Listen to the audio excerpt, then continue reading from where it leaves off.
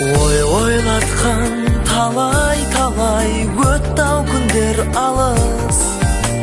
Міне бүгін бізде үй-жай, ол да біздің парыз.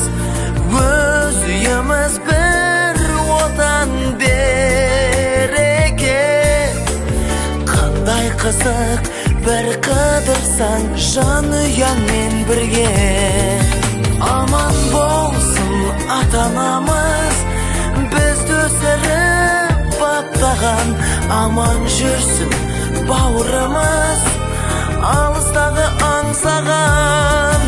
Берік болсын босағамыз, отауымыз қосылған.